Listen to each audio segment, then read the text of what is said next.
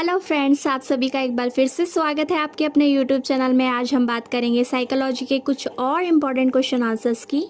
और हमारे जो क्वेश्चंस हैं वो एमसीक्यू बेस्ड होने वाले हैं। और मैं आपकी जानकारी के लिए बता दूं कि हम आपको टॉपिक वाइज रोज़ाना एमसीक्यू प्रोवाइड करवा रहे हैं, जो एग्ज़ाम की दृष्टि से बहुत ही इम्पॉर्टेंट है।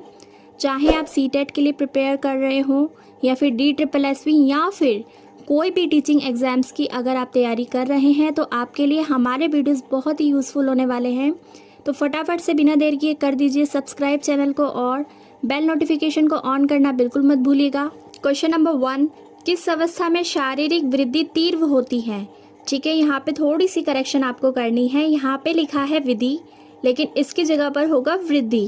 वृद्धि यानी कि ग्रोथ। तो कौन सी अवस्था में सबसे ज़्यादा तेज़ गति से वृद्धि होती है? आरंभिक बाल्यावस्था में, शैशवावस्था में, किशोरावस्था में या फिर शिक्षा काल में? ठीक है, तो शिक्षा काल तो कोई डेवलपमेंट की स्टेज है ही नहीं, ठीक है, साइकोलॉजी के अकॉर्डिंग। तो इसका जो करेक्ट ऑप्शन होगा वो होगा आरंभिक बाल्यावस्था में। ठीक है, तो आप ए वाले को करेक्ट कर देंगे इसमें। अगला प्रश्न, प्रश्न संख्या 2, निम्नलिखित में से कौन सी अवधि किसी की विकासशील अवस्था में सामान्यतः संघर्ष की अवधि कहलाती है? ऑप्शन इज शैशवावस्था, बाल्यावस्था, किशोरावस्था, वयस्कावस्था। ठीक है, तो सिंपली इसका आंसर हो जाएगा सी, किशोरावस्था।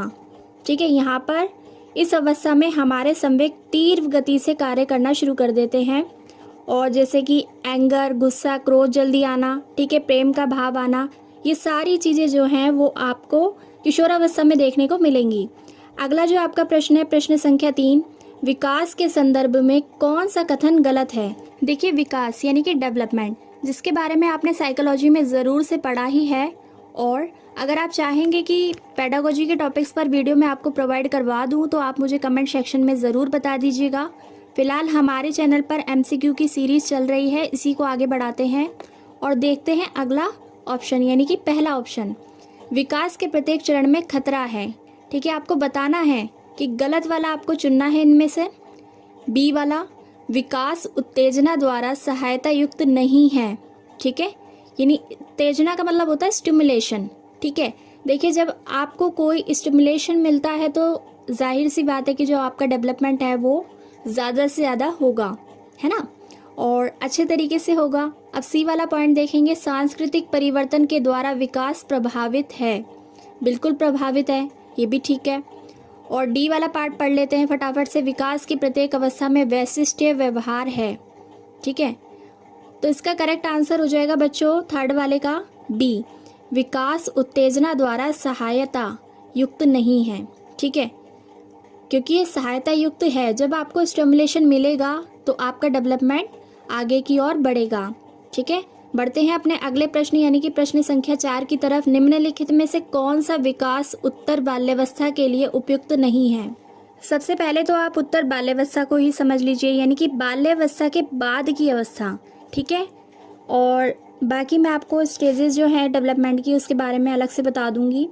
तो हम देखते हैं कि विकास की उत्तर बाल्यावस्था के लिए उपयुक्त नहीं है, वो कौन सा ऑप्शन है? साधारण खेलों के लिए शारीरिक दक्षता अधिगम आवश्यकता है। ठीक है, अगला, एक पुरुष या स्त्री की सामाजिक भूमिका प्राप्त करना। नेक्स्ट, व्यक्तिगत स्वतंत्रता प्राप्त करना। नेक्स्ट, हम उम्रों के साथ रहने के लिए सीखना। ठीक है, जो उत्तर बाल्यावस्था के लिए उपयुक्त नहीं है वो है बी, एक पुरुष या स्त्री की सामाजिक भूमिका प्राप्त करना। ऐसा इसलिए क्योंकि उत्तर किशोरावस्था के बाद बालक किशोरावस्था में कदम रखता है और वहाँ पर पुरुष और स्त्री की सामाजिक भूमिका प्राप्त करना ज़रूरी नहीं है। तो ये गलत हो जाएगा, उपयुक्त नहीं है। ठीक है, अगला प्रश्न, प्रश्न संख्या 5, निम्नलिखित में से कौन आरंभिक बचपन की विशिष्टता नहीं है? इसमें भी आपको देखिए क्या होता है एग्जाम में, ऐसे क्वेश्चन हमें काफ़ी कंफ्यूज करते हैं जहाँ पे लिखा होता है और नहीं है। तो आपको सबसे पहले यही पॉइंट आउट करना है कि आपसे क्वेश्चन में पूछा क्या गया है, नहीं वाला या फिर सिंपल आपका सेंटेंस है वो आपको पढ़ना है।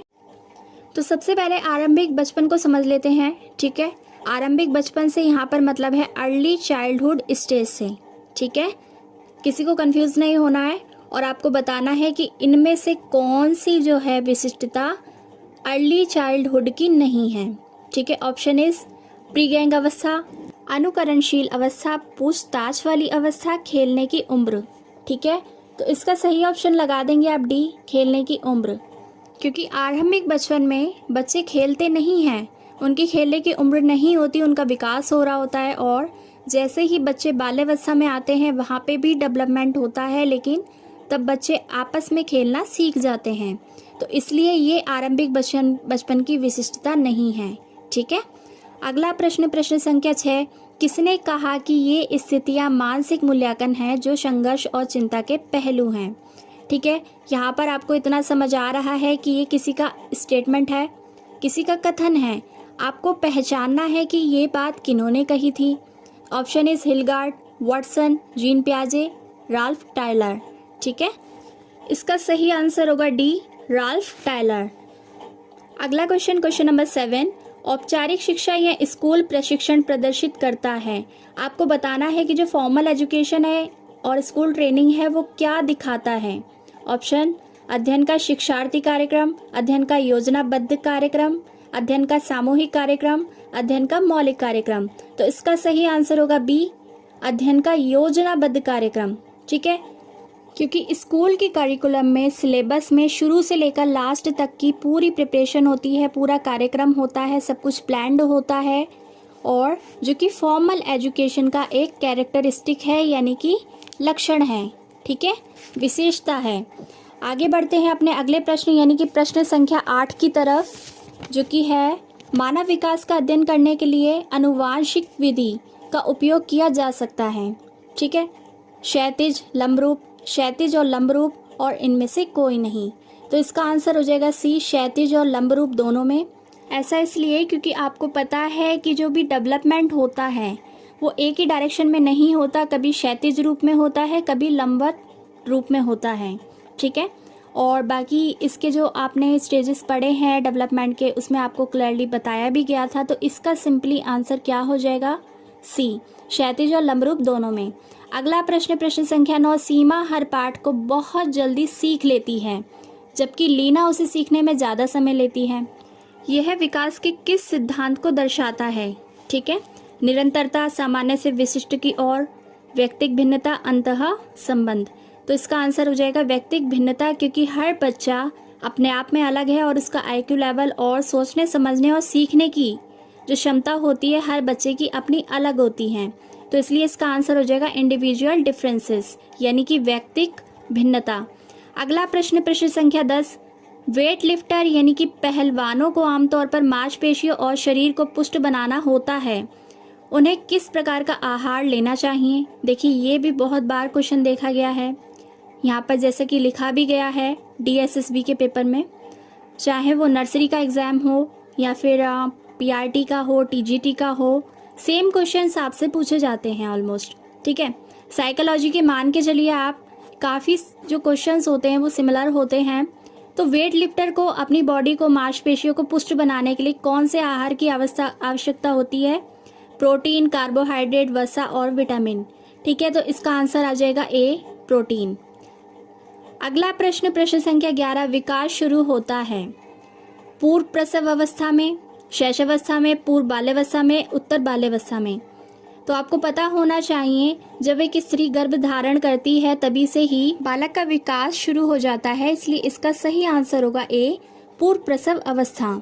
ठीक है, अगला प्रश्न, प्रश्न संख्या 12, बाल विकास की कौन सी अवस्था में ऑडिपस और इलेक्ट्रा जटिलता शुरू होती है। शैशवावस्था में, बाल्यावस्था में, किशोरावस्था या फिर वयस्कावस्था।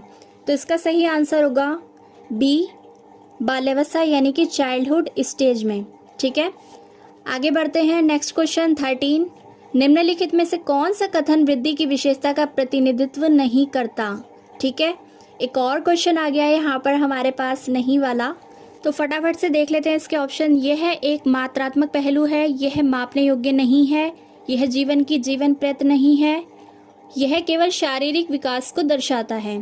तो बच्चों इसका सही आंसर होगा बी, यह मापने योग्य नहीं है, क्योंकि वृद्धि को तो मापा जा सकता है, इसलिए ये इस कथन का प्रतिनिधित्व बिल्कुल भी नहीं करता। तो आप लगा देंगे बी। अगला क्वेश्चन, क्वेश्चन नंबर 14, बाल विकास के किस चरण में विपरीत लिंग की ओर अधिकतम आकर्षण दिखता है? शैशवावस्था में, बाल्यावस्था में, किशोरावस्था में या फिर वयस्कावस्था में? तो इसका आंसर बहुत इजी है, सी, किशोरावस्था में। ठीक है, बढ़ते हैं अपने अगले प्रश्न की तरफ। प्रश्न संख्या 15। क्वेश्चन आपका कुछ इस तरीके से है, निम्नलिखित में से कौन सा विकास का सिद्धांत नहीं है?